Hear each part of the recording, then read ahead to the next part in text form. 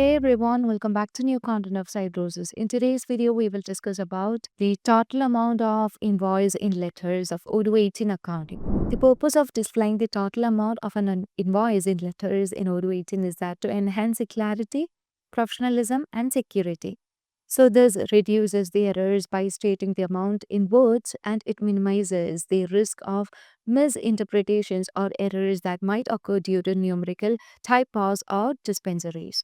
Now let's move on to the accounting module. From the accounting module, we just need to enable the feature.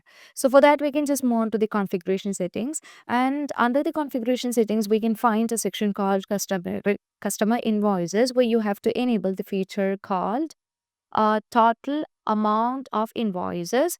So afterwards, you can save the changes that you have made. And once everything is done, now let's move on to the customer invoices or vendor bill. So I would like to choose a customer invoices over here. I'm going to create a new customer invoice. So where you can just use a customer as Azure interior, where you can fill out the details of the product. I would like to choose a product. Yeah, customizable desk with 10 quantity, and here you can see that the price is bit high, and sometimes they create an issue for reading large numerals. So if you're just managing it with the words in the invoices, you can just easily read the currency format.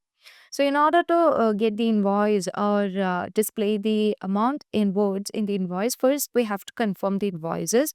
So currently you can see that as we just confirm the invoice will be moving from the draft state to the posted state.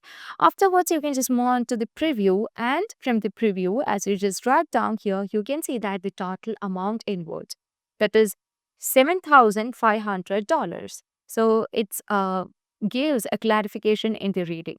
So the word format makes the amount more easy, understandable, especially for individuals who may not be familiar with the large numbers or specific currency format.